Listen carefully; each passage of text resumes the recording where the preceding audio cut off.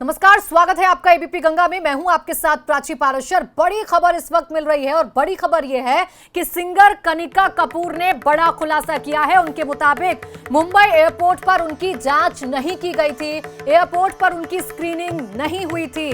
दरअसल कनिका कपूर लंदन से लौटी थी, लखनऊ कानपुर में कई कार्यक्रमों में शामिल हुई थी और फिर उसके बाद कोरोना पॉजिटिव कनिका कपूर पाई गई थी और कनिका कपूर को लेकर कई सवाल खड़े हुए थे। उन पर सवाल खड़े हुए थे कि वो लंदन से लौटने के बाद क्यों कोरोना बम बनकर फिरती रही और कई पार्टीज में शामिल हुई, लेकिन ठीक होने के बाद कनिका कपूर ने बड़ा खुलासा किया है। उनके मुताबिक मुंबई एयरपोर्ट पर उनकी स्क्रीनिंग नहीं की गई थी, उनकी जांच पड़ताल नहीं की गई थी। ये बड़ा खुलासा कनिका कपूर के हवाले से हुआ है। आपको बता दें कि यूके, मुंबई और लखनऊ में लोगों से मुलाकात की थी कनिका कपूर ने और कनिका कपूर के कोरोना पॉजिटिव पाने के बाद हड़कंप मच गया था पूरे प्रशासन में, खासकर लखनऊ और कानपुर में हड़कंप मच गया था। जिन जिन लोगों के संपर्क में वो आई थी उन लोगों को जांचा परखा गया था। हालांकि वो लोग जरूर कोरोना नेगेटिव निकले थे। मेरे सहयोगी संतोष शर्मा जुड़ गए फोन लाइन पर ज्यादा जानकारी के साथ। संतोष, कनिका कपूर जिनकी वजह से कई लोग परेशानी में आए, उन पर सवाल खड़े हुए, अब उन्होंने बहुत बड़ा खुलासा किया है। संतोष, कनिका कपूर ने पहली बार जब कोरोना का पूरे तरीके से मामला के चलते ये चर्चा में आई, इसका पहली बार इन्होंने चुप्पी तोड़ी है और ये इंस्टाग्राम पर इन्होंने ये एक तरीके से ये मैसेज उनका वायरल हो रहा है कि जब वो 10 मार्च को यूके से मुंबई आई तो साफ उन्होंने लिखा है कि वो duly screened at the international airport, यानी उनका एक सरसरी तौर पर इंटरनेशनल एयरपोर्ट पर स्क्रीनिंग हुई थी। लेकिन जो कनिका कपूर ने बड़ा आरोप लगाया वो ये है कि उस समय पर यूके की कोई ट्रैवल एडवाइजरी नहीं जारी हुई थी, क्योंकि 18 मार्च से ट्रैवल एडवाइजरी जारी हुई थी कि जो विदेश से लोग आएंगे वो 14 दिन को तक सेल्फ क्वारंटाइन करेंगे। लेकिन कनिका कपूर 10 मार्च को आई थी और ये एडवाइजरी 18 मार्च को जारी हुई थी।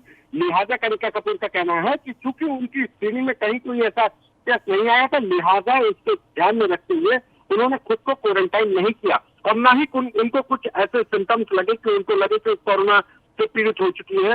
इसी के चलते 14 और 15 मार्च को उन्होंने लखनऊ में एक पार्टी में गई और उसके बाद से इस बात का भी खुलासा किया कनिका कपूर ने कि उन्होंने ही जब अपने अंदर कोरोना के सिम्टम्स देखे तो उन्होंने डॉक्टर को बुलाया और जब उनकी पॉजिटिव रिपोर्ट आई तो उन्होंने खुद को हॉस्पिटलाइज करा दिया और पूरा क्वारंटाइन का कार्यकाल जो पूरा वक्त हॉस्पिटल में रहने के बाद और घर में इस समय पर वो अपने माता पिता के साथ, अपने परिवार के साथ सेल्फ क्वारंटाइन है, होम क्वारंटाइन है।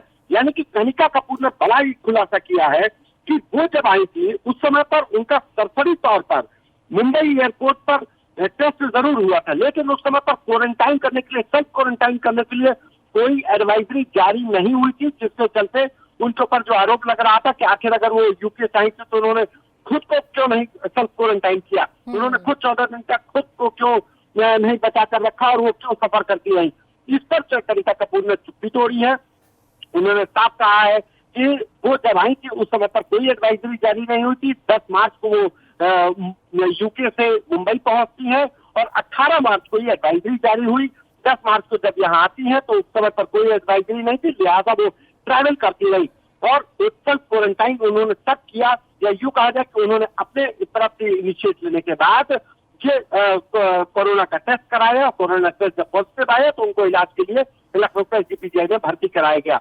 बिल्कुल संतोष, ये अपने आप में बहुत बड़ा खुलासा है। शुक्रिया आपका तमाम जानकारी के लिए। तो कनिका कपूर जिन पर सवाल खड़े हुए थे कि वो जब विदेश की यात्रा करके लौटी थी तो क्यों वो पार्टीज में शामिल होती रही, उन्होंने होम क्वारंटीन खुद को क्यों नहीं किया, लेकिन अब कनिका कपूर ने ये बड़ा खुलासा कर दिया है। उनका कहना है कि जब वो लौटी थी यूके से तो मुंबई एयरपोर्ट पर सरसरी तौर पर उनका जो परीक्षण था वो हुआ था, लेकिन किसी भी तरीके की कोई एडवाइजरी जारी नहीं हुई थी तब तक, चूंकि 10 मार्च को वो लौटी थी और 18 मार्च को ये जो एडवाइजरी है वो जारी हुई थी। ना ही उनको किसी ने कहा था कि उनको होम क्वारंटीन रहना है। इसी वजह से वो बेफिक्र घूम रही थी और कई पार्टीज का हिस्सा भी बनी थी। अब कनिका कपूर का ये कहना है कि उनको अपने अंदर जैसे ही लक्षण दिखे थे वो तुरंत गई थी डॉक्टर के पास अपनी जांच पड़ताल करने के लिए, और उसके बाद कोरोना संक्रमित वो पाई गई थी। यानी साफ तौर पर जो आरोप लगे थे कनिका कपूर पर,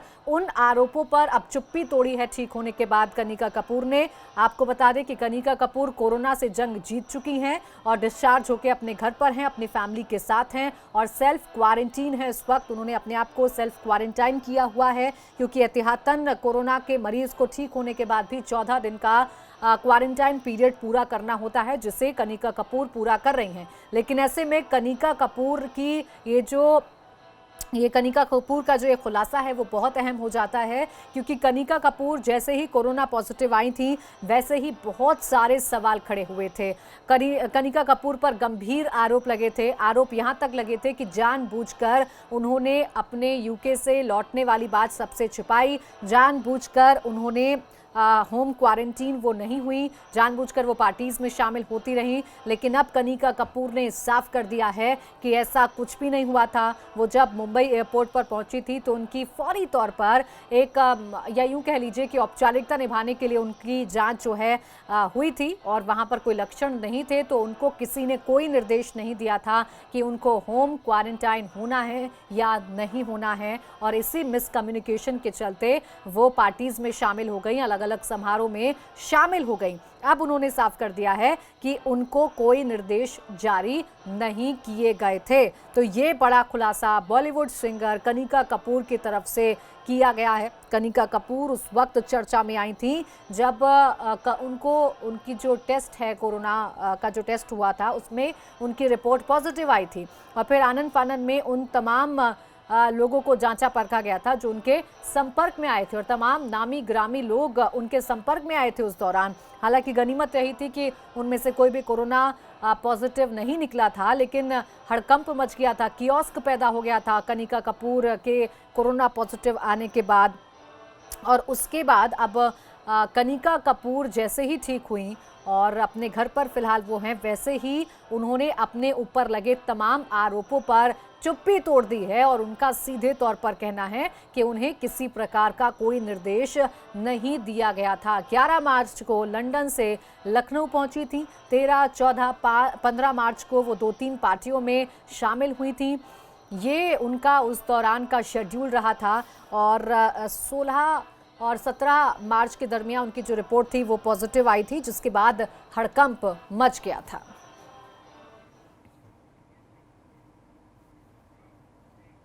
और चलिए सीधा रुख कर लेते हैं लखनऊ का, जहां इस वक्त यूपी सरकार की प्रेस कॉन्फ्रेंस हो रही है। टेस्टिंग को बढ़ावा देने के लिए और पूल टेस्टिंग के से माध्यम से चूंकि अधिक से अधिक लोगों की जांच की जा सकती है, तो इसका प्रभावी इससे नियंत्रण भी लाया जा सकता है। ये निर्देश आज दिए हैं। पूल टेस्टिंग के लिए विशेष बल दिया है उन्होंने। कोरोना में लगे उपचार में सभी डॉक्टर्स, नर्स, पैरामेडिक्स, अन्य स्टाफ को हर हाल में मेडिकल इन्फेक्शन से बचाया जाए, इसके लिए भी उन्होंने पुनः आज निर्देश दिए हैं। कोरोना से जंग में मेडिकल टीम को सुरक्षित रखने अत्यंत आवश्यक है। उनको पर्याप्त संख्या में पीपीई किट, N95 मास्क भी कोविड अस्पतालों में दिया जाए, और साफ सफाई हेतु सैनिटाइजेशन के लिए विशेष बल दिया जाए। आपको मालूम है कि कल उन्होंने निर्देश dedicated medical team medical infection के गठन के लिए आदेशित किया था, और ऐसा आदेश निर्गत करने के बाद कल ही प्रमुख सचिव स्वास्थ्य ने डेडिकेटेड टीम्स गठित कर लिए हैं, जो प्रत्येक जनपद में मेडिकल इन्फेक्शन को रोकने के लिए जो है काम कर रही हैं और उसमें कारगर भी सिद्ध होंगी। आपको मालूम है कि कल समीक्षा के दौरान माननीय मुख्यमंत्री जी द्वारा यह भी कहा गया था कि मेडिकल इन्फेक्शन न हो तो अस्पतालों में जो मौजूदा वेस्ट है, बायोमेडिकल वेस्ट है, उसका सुरक्षित डिस्पोजल किया जाए।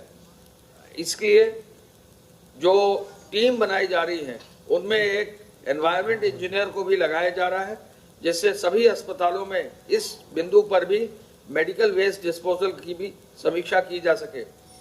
ये चीज जो है अनिवार्य रूप से कोविड अस्पतालों में ही नहीं, अन्य भी जहां भी चिकित्सकीय गतिविधियां किन्हीं अस्पतालों में हो रही हैं, इसकी व्यवस्था करने का उन्होंने निर्देश दिया है।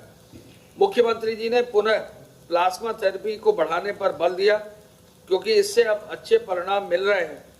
प्रदेश में भी प्लाज्मा थेरेपी केजीएमयू में शुरू हुई है और देश के विभिन्न राज्यों में जो है इस तरह के प्रयास हैं, इस पर भी उन्होंने बल दिया है।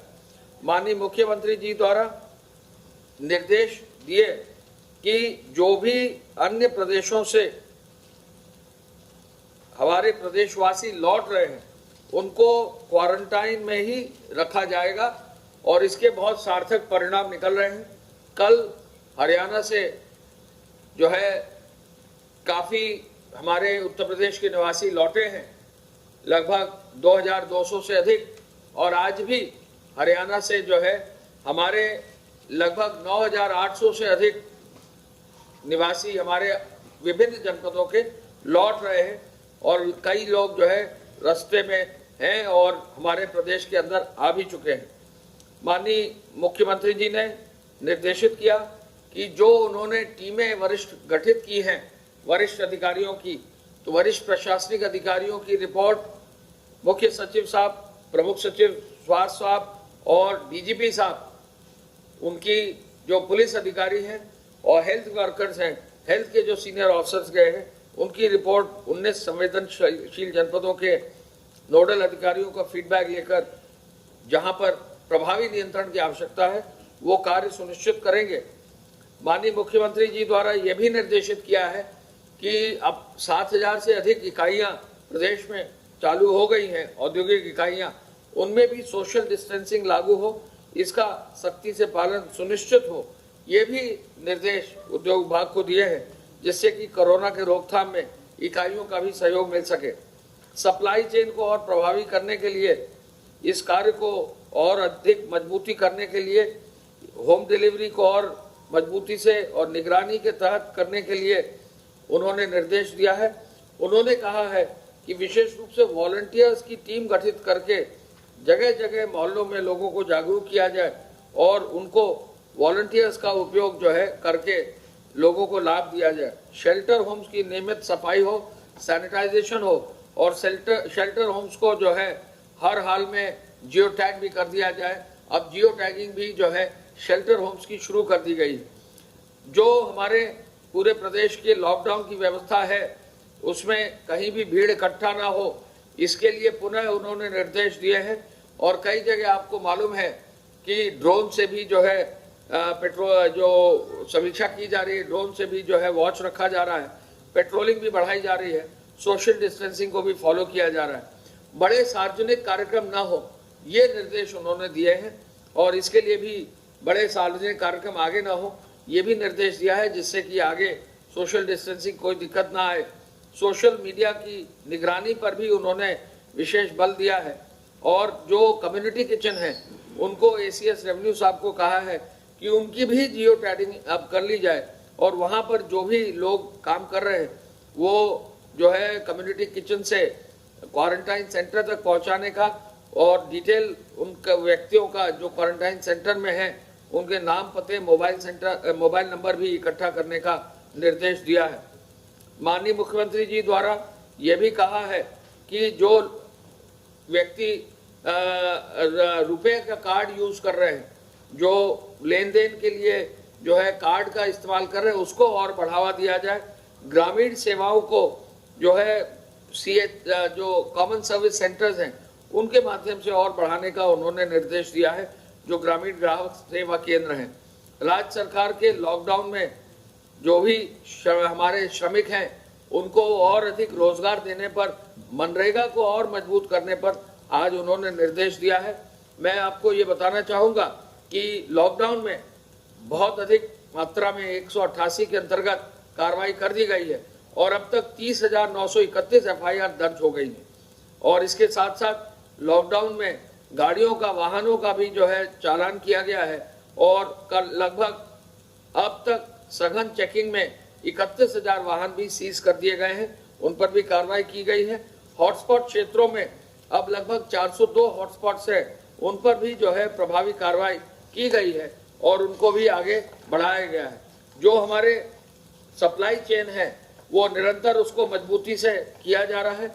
एपीसी साहब की अध्यक्षता में जो कमेटी है वो जो है वहाँ पर फल सब्जी के डिलीवरी के लिए 44,000 से अधिक वाहनों से डिलीवर करा रहे हैं।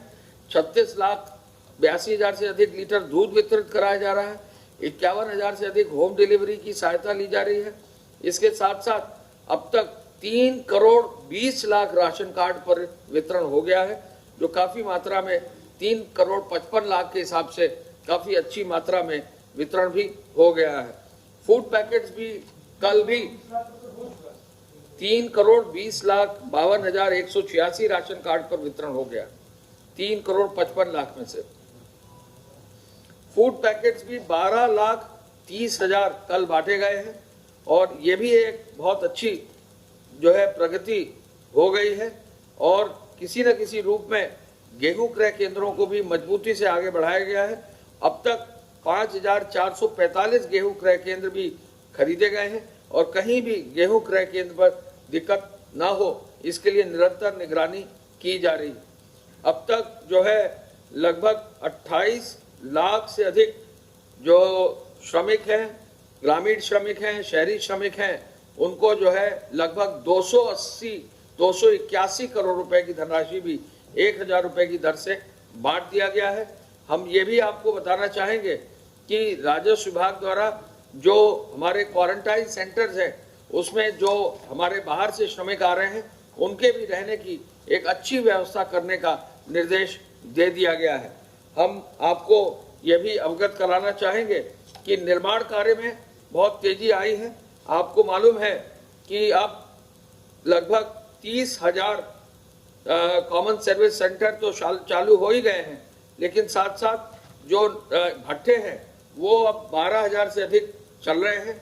भट्टों में सप्लाई और धुलाई की कहीं दिक्कत न हो, निर्देश सभी जनपद स्तर पर दिया गया है और सभी जिलाधिकारी और पुलिस के अधिकारियों को कहा गया है कि भट्टों से, ईंट भट्टों से जो भी धुलाई और जो भी व्यवस्था की जाए उसमें कहीं रोक टोक ना हो। छड़ का, लोहे की छड़ ले जाने का, बाकी और कोई भी और निर्माण सामग्री ले जाने का, ग्रामीण क्षेत्र में विशेष रूप से जहाँ हॉटस्पॉट एरिया ना है, जहाँ लॉकडाउन की कहीं प्रतिबंध नहीं, वहाँ पर जो है बेरोक टोक ले जाने पर कोई भी रोक नहीं है।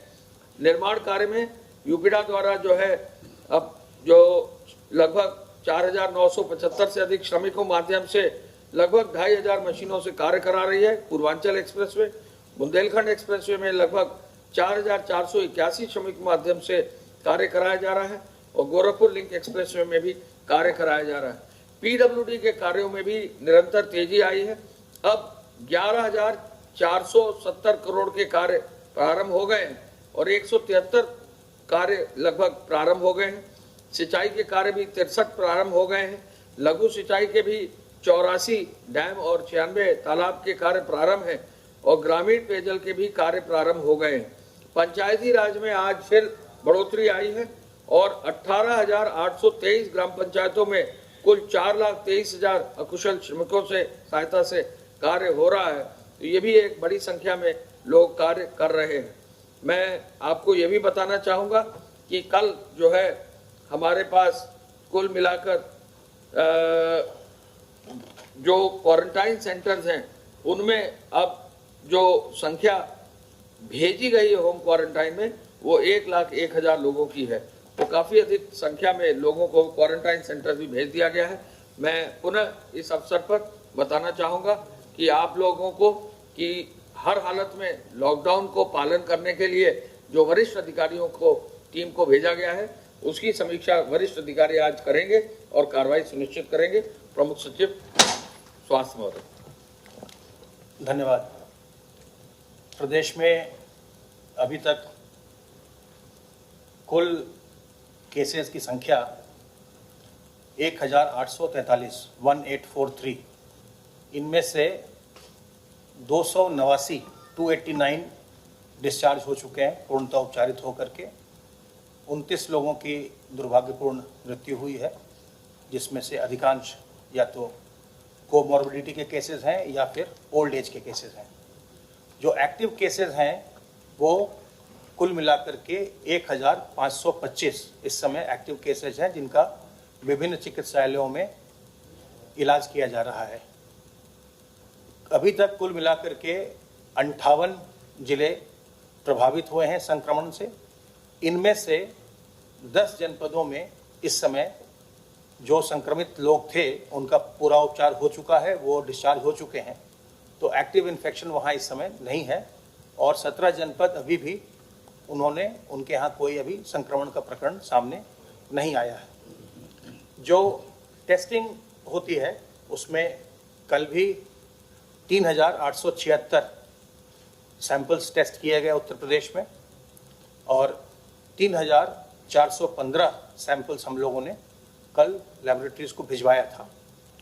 जो बैकलॉग है उसको क्लियर किया जा रहा है, जो हमारे सैंपल्स की टेस्टिंग का। 318 पूल्स की कल सैम्पलिंग की गई, टेस्टिंग की गई। 318 पूल्स थे, जिसमें 1590 सैंपल्स की जांच पूल सैंपलिंग के माध्यम से प्रदेश के 9 लैबोरेटरीज में की गई। जो पुरुषों और महिलाओं का प्रतिशत है वो 79.15% पुरुष संक्रमित हुए हैं अभी तक, और महिलाओं में 20.85% महिलाएं संक्रमित हुई हैं। आपके माध्यम से हम बार बार ये अनुरोध करते रहे हैं और आज भी कर रहे हैं कि अपने बुजुर्गों को हमें संक्रमण से बचाना चाहिए। जब आप घर में भी रहते हैं तो भी अपने बुजुर्गों से जो सोशल डिस्टेंस का नॉर्म है घर के अंदर भी पालन करिए, ताकि आपके जो घर के बुजुर्ग हैं, जो भी 60 साल से ऊपर के व्यक्ति हैं, आपके माता पिता हैं, आपके दादा दादी हैं, नाना नानी हैं, वो इन्फेक्ट बिल्कुल न होने पावे, क्योंकि वो बहुत ही हाई रिस्क ग्रुप है। अभी तक जो 60+ एज ग्रुप में इन्फेक्शन का परसेंटेज है वो 7.62% है। जो मेडिकल क्वारंटाइन फैसिलिटी में रखे गए लोग हैं उनकी संख्या 11,715, और आइसोलेशन वार्ड्स में रखे गए लोगों की संख्या 1601। अभी तक 56,000 से ज़्यादा सैंपल्स की टेस्टिंग प्रदेश में हो चुकी है, और लगातार हम इसको बढ़ा रहे हैं, अपनी कैपेसिटी को भी बढ़ा रहे हैं और सैंपल्स टेस्टिंग की संख्या को भी बढ़ा रहे हैं। आपके माध्यम से एक बार फिर इसको मैं रीट्रेट करूंगा कि इस बीमारी से घबराने की ज़रूरत नहीं है। इससे हमें अपना बचाव करना है, इस संक्रमण को रोकना है, और इसको रोकने का सबसे अच्छा तरीका सोशल डिस्टेंसिंग है। अगर आप 1 मीटर से अधिक की दूरी लोगों से रखते हैं तो आपको संक्रमित होने की आपकी संभावना बहुत ही कम हो जाती है। अपने चेहरे को, अपने फेस को कवर करिए मास्क से, या घरेलू बनाए हुए किसी मास्क से, बाजार के मास्क से, या गमछे से, दुपट्टा से, रुमाल से अपने मुंह और नाक को कवर करिए, और साथ ही अपने हाथ को बार बार साबुन और पानी से धोते रहिए। कम से कम 25-30 सेकंड तक धोइए, जिससे कि संक्रमण पूरी तरह से हट जाए, वायरस उससे बिल्कुल समाप्त हो जाए। और अपनी इम्यूनिटी को बूस्ट करने के लिए योग का अभ्यास करिए, नीम की पत्ती का सेवन करिए, तुलसी अदरक के काढ़े का सेवन करिए, अजवाइन के अर्क का सेवन करिए, गर्म पानी पीते रहिए, अपनी इम्यूनिटी को बूस्ट करिए, ताकि आपके शरीर की प्रतिरोधक क्षमता ऐसी हो कि वो इस संक्रमण को मात दे सके। बहुत बहुत धन्यवाद। एक चीज हम आपको बता दें, एक चीज बता दें, जो पीडब्ल्यूडी की फिगर्स अब आई हैं वो 183 कार्य आए हैं, 12,171 करोड़ के कार्य हैं, और कुल 4,345 से अधिक श्रमिक इसमें कार्य कर रहे हैं। सिंचाई विभाग की 73 परियोजनाएं आई हैं 140 करोड़ की, और इसके साथ साथ ग्रामीण पेयजल की 27 परियोजनाएं आई हैं। पंचायती राज में जो है 24,567 ग्राम पंचायतें हैं, जिसमें 6,25,361 अकुशल श्रमिक आए हैं। तो ये संख्या जो है काफी अधिक है।